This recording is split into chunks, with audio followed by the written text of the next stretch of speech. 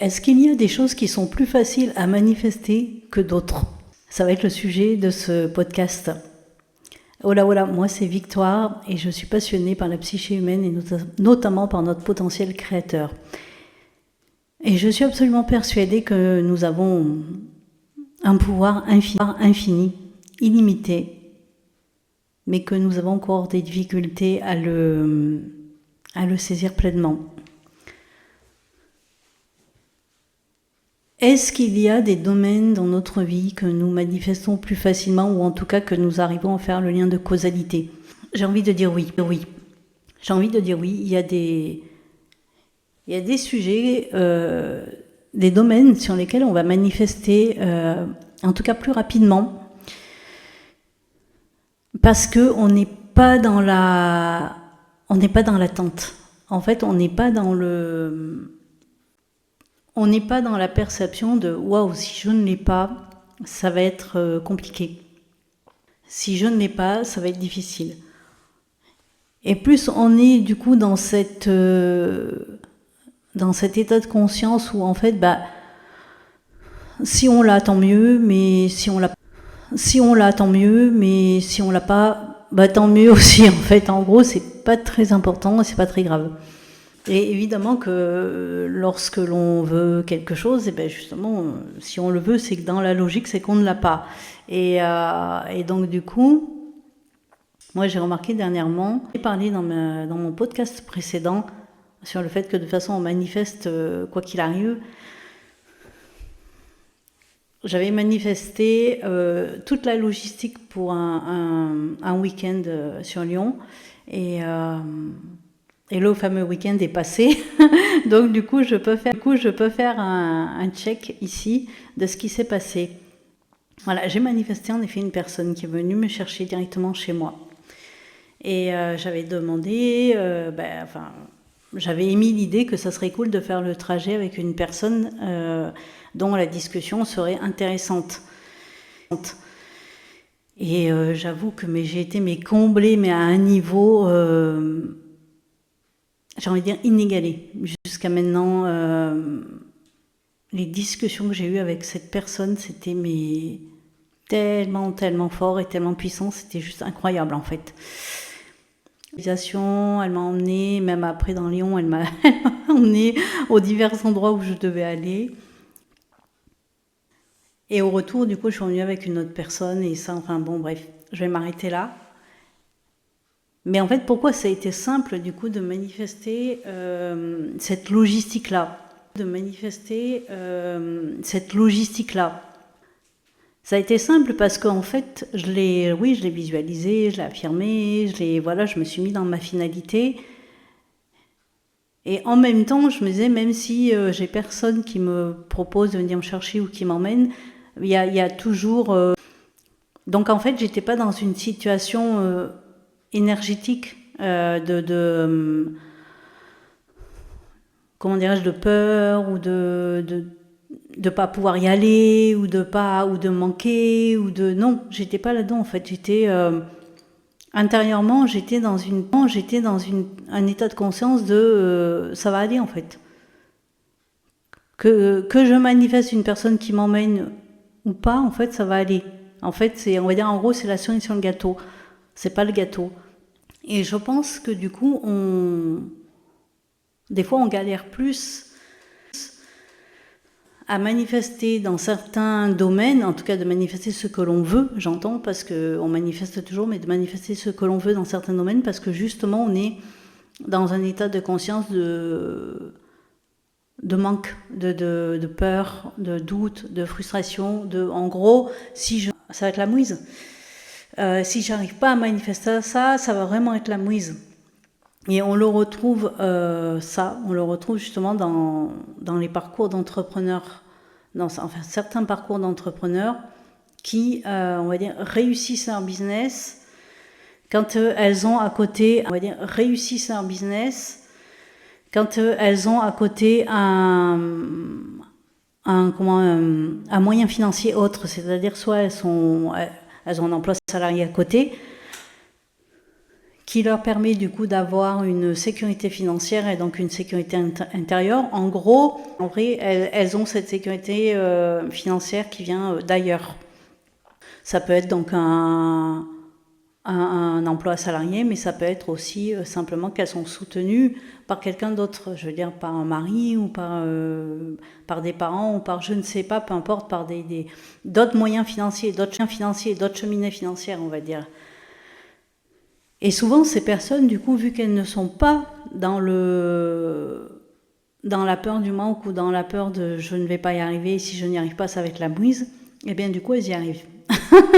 Parce qu'elles ne se mettent pas la pression et elles sont dans un état intérieur de conscience qui est tranquille, en fait.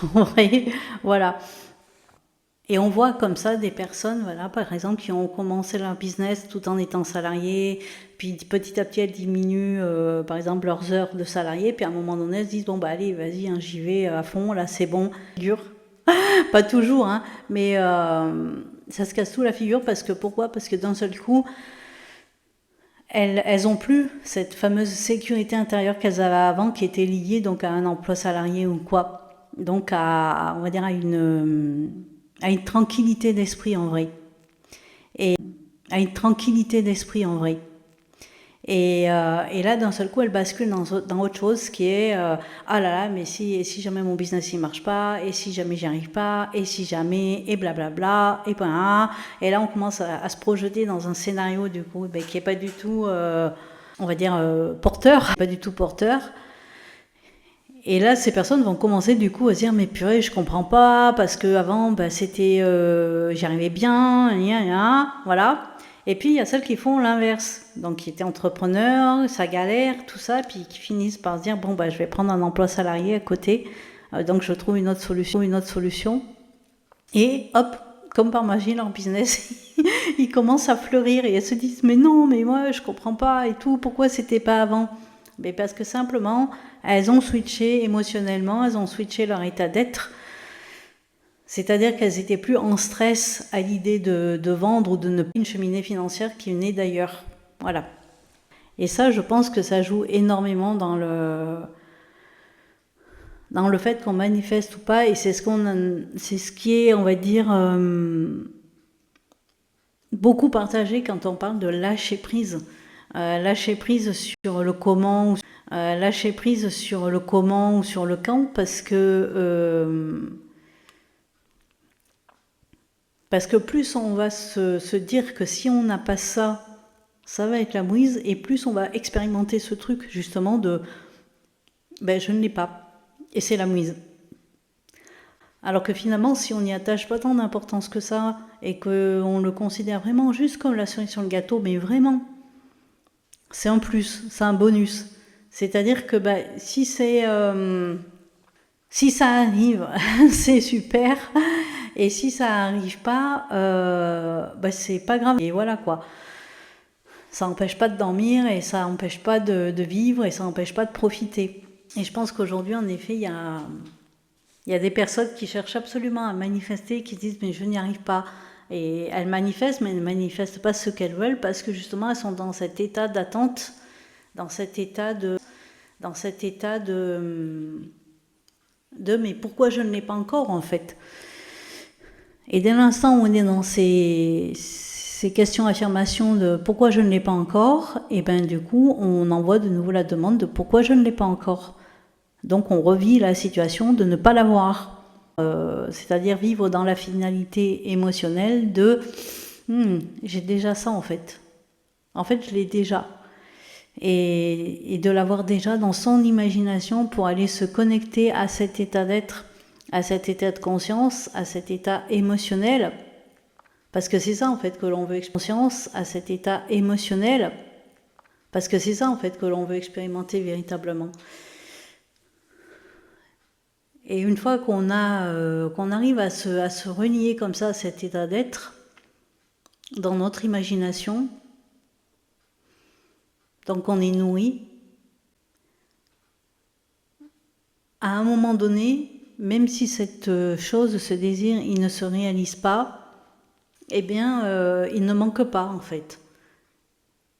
Et c'est justement parce qu'à ce moment-là, il ne manque pas, il ne manque plus, que, que ça arrive, que le désir se réalise. Parce que justement, il n'y a plus cette tension, en fait. Il n'y a plus ce truc de je le veux, je le veux, je le veux, je le veux. Je le veux et je l'ai pas, en fait. Là, on rentre dans une phase de je le veux et je l'ai. Voilà. Il n'y a pas de... Et il n'y a pas de doute. Il n'y a pas de doute pour des pensées parasites pour dire ben non, tu l'as pas. C'est qu'à un moment donné, en soi, intérieurement, on est convaincu qu'on l'a. Ça y est, on l'a. Et vu qu'on l'a, eh ben on ne cherche plus à l'avoir en fait.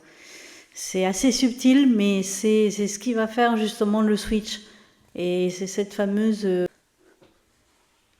vibration si chère à la loi d'attraction que je ne valide pas personnellement. C'est quand on vous dit tu n'as pas ce que tu veux mais tu as ce que tu vibres. Et cette vibration, en fait, c'est cette sensation de je suis, blablabla, et je le sais. Voilà. Et c'est assis à l'intérieur de soi, c'est ancré, et quand on est dans ce je suis et je le sais, en fait, il n'y a pas de place pour le doute ou pour les pensées parasites. Il n'y a pas de place. C'est voilà, c'est ancré à l'intérieur, c'est je suis et je le sais. Alors je suis, évidemment que quand vous dites que je suis, c'est justement le je suis qui est complètement déconditionné. Le je suis qui n'a plus de passé, qui n'a plus d'étiquette, qui n'a plus de définition, qui n'a plus de cases. Et c'est pour ça qu'on est très souvent tenté derrière le je suis de tout de suite rajouter quelque chose. Je suis une femme, je suis mariée, je suis entrepreneur, je suis créative, je suis artiste, je suis en bonne santé, je suis riche, je suis libre, je suis... voilà. On est appelé tout de suite là à se dire mais je suis quoi en fait derrière? Alors qu'en fait quand on se donne le temps de juste se dire comme ça je suis,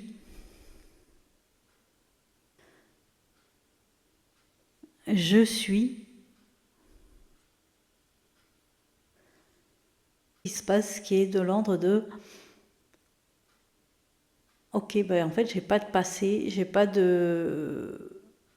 Je suis personne, et vu que je suis personne, ben je peux être tout le monde en fait, je peux être...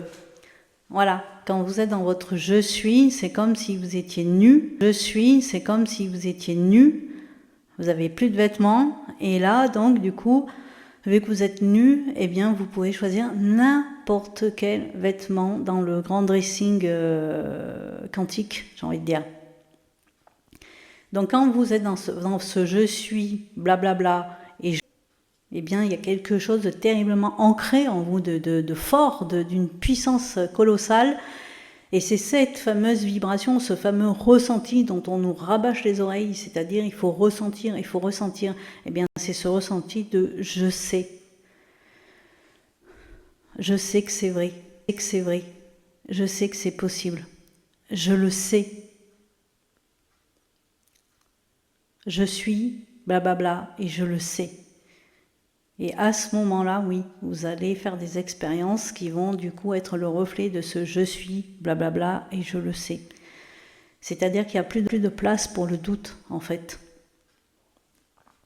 Mais tant que vous manifestez justement ce que vous ne voulez pas, mais vous le manifestez quand même, eh bien c'est parce que vous vous laissez encore de la place à ces doutes, à ces peurs, à ces frustrations, et que vous doutez aussi justement de votre pouvoir, de votre potentiel créateur, de votre capacité à être un Dieu vivant, en fait, à être ce fameux univers que tout le monde dit tu es l'univers, mais en fait, très souvent, tu es l'univers, mais pas complètement.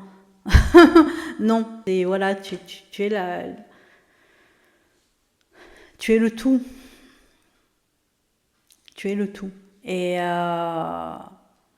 quand tu te rappelles ça et que tu t'y relis fortement et avec puissance à faire ce je suis, répète-le à voix haute, tranquillement, prends le temps d'intégrer juste je suis et regarde ce qui se passe à l'intérieur de toi. Et tu vas voir un peu comment ça bouge à l'intérieur ou comment ça ne bouge pas. Et tu vois, quand tu es dans ton je sais, je peux dire par exemple, je suis une mère de famille épanouie, qui a mis en place des relations solides et solidaires avec mes 3 filles, je le sais. Et quand je dis je suis cette mère de famille et je le sais, il n'y a pas des grandes vagues émotionnelles à l'intérieur de moi, ou des grandes vagues énergétiques en mode danse de la joie, ou au contraire, je perds le contrôle. Non, c'est hyper calme à l'intérieur. C'est hyper calme, c'est hyper serein. Et j'ai l'impression qu'il y a des personnes qui cherchent absolument à être dans des vibrations en mode danse de la joie tout le temps. Je dis pas que c'est mal, c'est très bien, ça fait du bien, mais c'est pas forcément ça qui va être le levier pour manifester. En fait, quand vous rentrez dans votre je suis et je le sais, en vrai, vous êtes calme à l'intérieur. Vous êtes calme. Il n'y a pas d'excitation, il n'y a pas de dispersion. Donc, on va mettre des liens dans les barres de description. Si vous êtes appelé à créer votre socle, votre concept de vous, parce que c'est de là en fait que les choses, j'ai envie de dire les choses intéressantes se déploient. Évidemment qu'on manifeste quand même avec ou sans le concept de soi défini. On manifeste quand même, sauf qu'il s'agit de savoir justement si on manifeste à partir de ses peurs, de ses troubles, de ses doutes, ou si on manifeste à partir de ses zones d'expansion déjà. Et ça change complètement la donne. Les leviers, eux, restent les mêmes, les leviers de manifestation restent les mêmes, mais les résultats, on va dire les circonstances, donc manifestation émotionnelle et les opportunités, les situations, les rencontres et tout ça n'ont pas la même saveur. Donc je vous mettrai les liens en barre de description pour tout ça. Le mail de mentoring manifestation, c'est pareil, ça fonctionne sous la forme d'un mail. Donc vous envoyez un mail avec votre problématique et je vous réponds sous forme de podcast personnalisé. Voilà, je vous souhaite une très très belle journée et je vous invite à faire attention à vos dialogues intérieurs